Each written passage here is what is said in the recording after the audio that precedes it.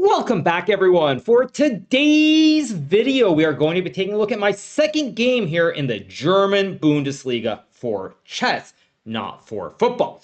At any rate, you guys, I drew my first game yesterday with a black piece against Matthias Bluebaum, and today is the big match. I'm playing for Schachklub Fjernheim against Baden-Baden. Now, Baden-Baden is a very strong club. They have won the first division of the German chess Bundesliga for many, many years now because they've had many strong players like Fabiano Caruana, Vishy Anand, and others. So, today we're going up against Baden-Baden, and of course, I am playing with the white pieces against the five-time world chess champion Viswanathan Anand from India, who obviously needs no introduction. Now, it's very peculiar for me playing against Vishy because Vishy and I used to be regulars playing the Grand Chess Tour in a lot of different tournaments over the course of the year, but the last time that we played was in 2019, which, as you guys know, was right before, drumroll, da-da-da-dum, the pandemic, which more or less changed my life, it changed Vishy's life, and many countless others. So, we are back playing today for the first time in 5 years, and honestly, for myself, it's very, very unusual because it's a reminder of a different time in life when things were completely different, and in some ways, much simpler. But of course, those times do not involve you guys, the fans, watching my streams as much. So without further ado, let's jump right into the action. Now, thanks to you guys who mentioned that the results were showing when I showed the game on the event page, I have moved it over to chess.com analysis, which is why the board looks a little bit wonky versus relative, but at least this way, there are no spoilers with you guys knowing the result ahead of time. So, I'm playing with the white pieces, and I start with e4. Vishy decides to play e5, knight f3, knight c6. I play knight c3, knight f6, d4, takes, and bishop b4. Now, all pretty standard so far. This is what is known as the classic Scotch 4 knights here, where both sides are bringing out these knights. So we got bishop b4. I trade, I go bishop d3, castles, d5, I take, and now Vishy decides to take on d5 here. Now, bishop g4 is also another option which can be played, but I expected Vishy to be a little bit more solid. So we get c takes d5. Now I play h3, and Vishy plays the move c6. In my game against Fabiano Caruana in the Isle of Man in the second to last round, I actually beat Fabiano when he chose to play this line with c5, queen f3, bishop e6, and rook to d1. Vishy, of course, decides to play a different variation here. He plays this move c6. But one of the great things about the system for white is that it's very, very dry. But if black is a little bit imprecise at various points throughout the game, you can get a big advantage. So I played queen to f3 here, highlighting why I played h3 in the first place, because now black cannot play bishop g4 to harass the queen, because the pawn would capture the b on the g4 square. We get bishop d6, and now I play the move rook to e1, and Vishy goes knight to d7. What Vishy is trying to do here is eliminate this really nice op here on d3, this classic wooden shield with the bishop on d3. And when he goes knight d7, Vishy intends to play knight c5 to get rid of this bishop. Of course, if I were to go back to f1, for example, now the bishop is staring at an empty diagonal with no threats whatsoever, whereas on d3, it's always spying the pawn on h7. So here I decide to play the move bishop to f4, Vishy goes knight c5, and I play rook a d1, allowing Vishy to trade the knight for the b. Now Vishy here plays rook b8. He could have traded the knight for the bishop, but after I take with the pawn, black's pawn structure here is a little bit loosey-goosey on c6 and d5. And what I mean by that is that this light square b can become very bad in a hurry. Let's say black goes bishop e6, we trade the b's, go d4, rook c8, knight a4. Just like that, I'm getting this really nice bastion with the knight on c5 here, protected by the pawn, and black's pawns on c6 and d5 cannot move forward. So I've got this huge horse on c5, and probably I'm going to win the game. So Vishy goes rook b8 instead. I play b3. He goes queen to f6. I play knight to e2, guarding the bishop and not hanging the knight on the c3 square. Vishy plays a5. I trade, and now I go c4 here, trying to challenge the black center with the pawns on c6 and d5. Now already here I was starting to feel a little bit more confident about my chances. Somewhere around this position after knight c5 or rook b8 even, I thought, it's probably going to be a very boring draw, not super exciting. But once I'm able to trade the b's and go c4 here, now black can potentially end up with an isolated pawn in the center. Say he goes bishop d7, we trade, I get knight d4. This pawn is blockaded, and it's always going to be under some pressure in the long term. Also, if black were to say take the pawn on c4, you walk into the classic fossil here with bishop takes h7, checking the king. And after you take the bishop, you lose the queen and you lose the game. Same thing goes for d4, where I sack the knight. And after king h7, rook d4, I have a queen for a bishop and a knight. So Vishy decides to play knight takes bishop. I play queen takes, and now he goes a4. Now here I had a big decision whether to take the pawn or not. I could have also played another variation with takes, Takes, and knight d4 here. And I have a good knight against a bad bishop. But on the other hand, I have this weak pawn on b3. If I could get this position, let's just say back here, for example, say you get something like this with the knight on d4. With the 2-on-1 here, potentially I can argue that I'm a little bit better. But once black is able to get rid of the pawns in this variation here, where I only have the lone pawn but not two pawns connected, it's really hard to prove a big advantage, and the game most likely will end in a draw. So instead, I take the pawn.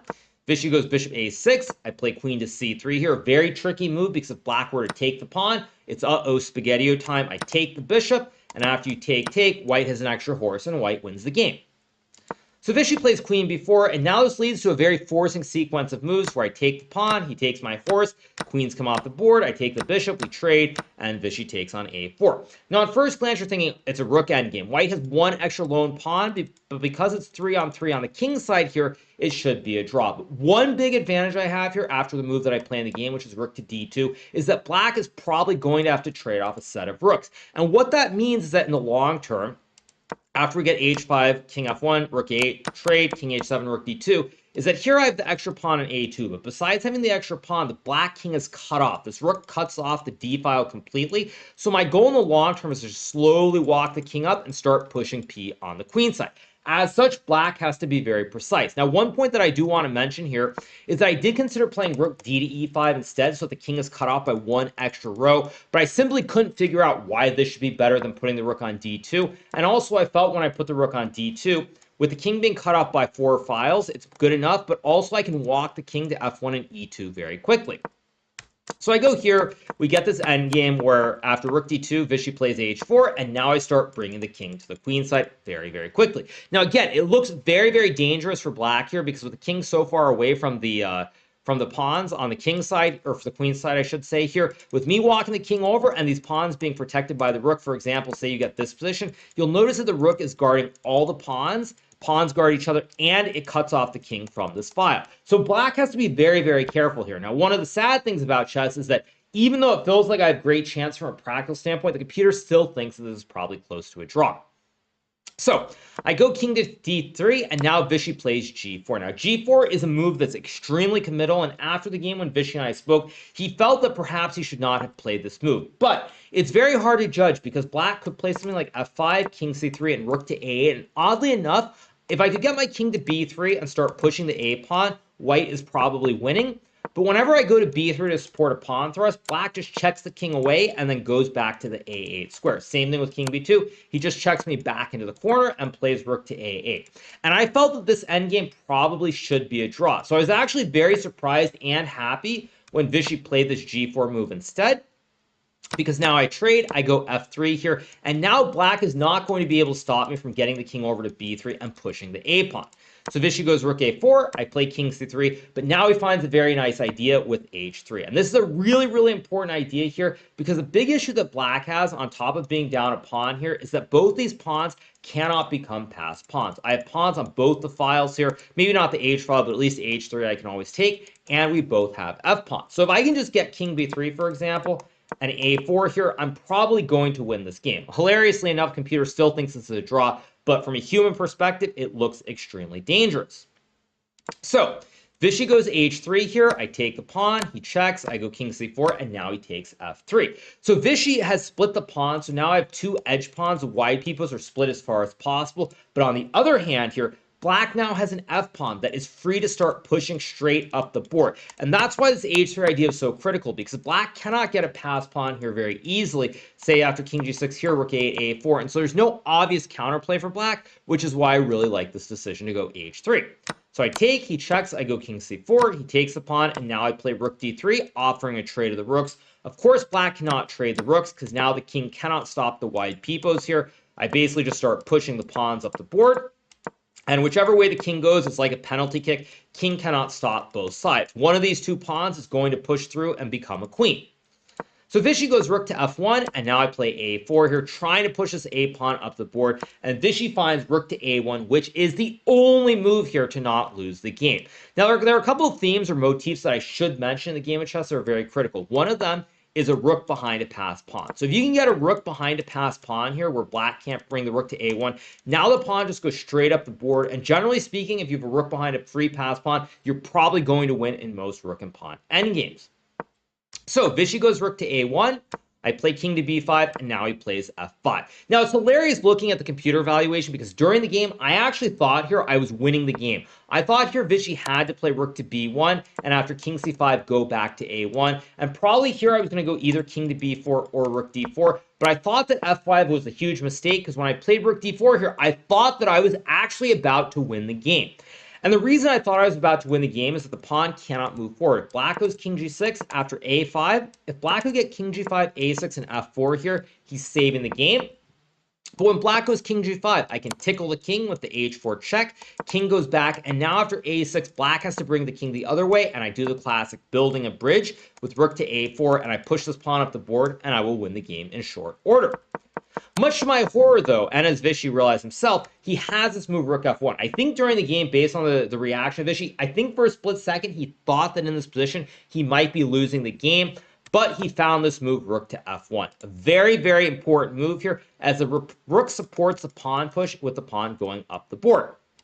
Now, after rook to f1, I spent something like 1 hour here. Actually, you see the clock say 11:28, and it says 11:11. We were past move 40 here, and I used nearly 1 hour, I think, before playing this move, or maybe it was the next turn, because I thought that this line was winning with rook to b4.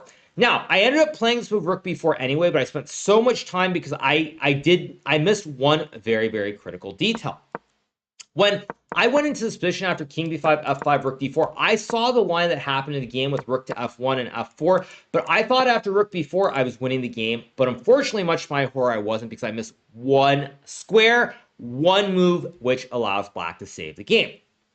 Now, rook to b4 is a very weird idea here, but the reason is that basically if I were to push the pawn after f3, a7, f2, black will go rook to b1 to check the king on b5. Say I go here, rook b1. Obviously ignore the valuation bar. It's about the specific idea in mind, where if black can check the king and then push the pawn, he'll save the game. So Vishy wants to go f3, f2, and rook to b1. And rook to b1 will be a check on the king. However, I saw this really neat idea with rook b4, which shields black from checking the king on the b file, but I always am spying this pawn on f4 as well. So black can never move the rook away because then I take the pawn and win the game, which means with no check and the rook glued to the pawn, black has to push the f pawn and try to save the game. Now, when I calculated this line about 3 moves earlier, I thought initially this was winning because what happened in the game was after f3, I play rook to b3. Again, spying the pawn. So the rook cannot move away from the f file without hanging the pawn here, and I thought I was winning. Unfortunately, and this is why I spent so much time before playing rook b4, Vishy can play king to g6, and after king g6, a6, there's one move that I did not see about 6 moves earlier, which is this move king to g5. What I saw in the position was I thought black has to get the king forward to like f5 and f4 here, something like this to support the pawn. But if king f5 is played, I can go a7, threatening to queen the pawn. And after rook to a1, rook takes pawn check. Let's just say king e4 and rook f7. I guard the pawn on a7, and I will win the game with the 2 wide pipos. But after a6, black can play king to g5, and now the game is effectively a draw. And the reason is that if I push the pawn to a7 here, after rook to a1, taking the pawn is no longer checked. The king is not on f5. And also from g5, they can get to f4. So there were 2 squares to get in, and I missed g5, f4, unfortunately. That being said, the evaluation, as you can see from the bar, is always zeros. But when I played rook to d4, somewhere around here, I actually thought that I was winning the game. So it was a big letdown when I spent all this time later on the rook to b4 move, and then inevitably playing it, knowing that the game would end in a draw. So after king g6, a6, king g5 is played here. Now I play this move king to b6. I could have played a7, but after rook to a1, if I go king b6, now black gets f2 here. And after rook f3, black will just check my king forever. Doesn't matter where the king goes. As long as the king is not supporting the square, black can now go rook to a1 or even just check me left and right, and the game ends in a draw. So I play king b6. Vishy goes king f4. I go h4 here. If I were to play a7, black can again go rook to a1. If I go king b7, there's f2 here. Now black's actually winning the game. I could probably sack the rook on f3 and go king b7 to draw, very similar to what happens in the game. But instead, I decide to play the move h4. Vishy goes rook to a1. I play rook b2. King g4 is played here. It's worth mentioning that even king g3 would be a draw after h5, f2. Takes a7, black, and again start checking my king all over the board, left and right. And if I go to d6, now there's rook to c8, h6, rook 8, h7, king e2. And the game actually ends in a draw here because I can never bring the king forward. And if I go the other way, for example, to c6, now black swings the rook over here. So when I go to b7, there's rook takes h7, which would be check. So even though I get the two wide peoples, one square away from queening, the game is still a draw. So after king g4 instead, I decide to go rook b4, king g3, rook b3, Vishy plays king g4, and now I decide to sack the rook with rook takes pawn just for the memes. Of course, I could just make a repetition with rook b4, but I decided why not. So I sack the rook, he takes, I go a7, king g4, king b7, Vishy takes the pawn, I promote to a rook for good measure, he trades, and the game ends in a draw as both sides have bare kings on the board on h4 and e8. So this game was a very interesting game. I felt at certain moments I was much better and or pressing to try and win. But as you guys can see from the evaluation bar and myself having analyzed a little bit now, Vishy defended it very, very well when it was really precarious, and he was able to save the rook and pawn endgame with some very, very good technique. So there's not much I can really do about that. Honestly, I would have liked to have won the game, but if your opponent defends a worse position as a human, you basically clap your hands and you say good job, because there really was no chance for me to win the game, even though it looked very dangerous and I was up a pawn in the end game. But in general terms, it's all good news, because when you're playing in a team event, one of the most important things, you want to put pressure on your opponent. You want to make your teammates feel good, give them confidence, because when they see your game, they see you're doing well. It generally leads to good outcomes elsewhere. Now, I don't know if we're actually going to win the match. If we do win this match against Baden-Baden, we will almost certainly win the first division of the shock German chess Bundesliga. I know I butchered that horribly, but at any rate, if we do win this match, we'll probably win. Now, there are two games still going on. Parham Magsudulu is still playing, as was David Anton Guerra. One of them, I assume, will win their game, so it's looking very promising, but I don't want to say that we've won when there are still matches ongoing, but it's all looking very promising. So, on that note, I'm going to call it for right now, because obviously tomorrow, a very early game being played at 10 a.m. local time. The game today was at 2, yesterday was 4, so I'm going to have to get to bed pretty early and get ready for the match tomorrow. But I do hope you guys have enjoyed this recap. Tomorrow I'm playing against my fellow candidate competitor Nijat Abbasov from Azerbaijan. So I'll be playing with the black pieces, so it should be a fun game, should be a battle. But at any rate, that's going to be it for now. So I would just like to point out, if you guys have not already subscribed to my channel, make sure that you smash that subscribe button below. And I'll be back tomorrow with a recap after my third and final game here in the German Bundesliga in Fehrenheim, Germany. Hope you guys enjoyed it. Have a great rest of your day or evening, wherever you are. And auf Wiedersehen until next time. See you. Bye.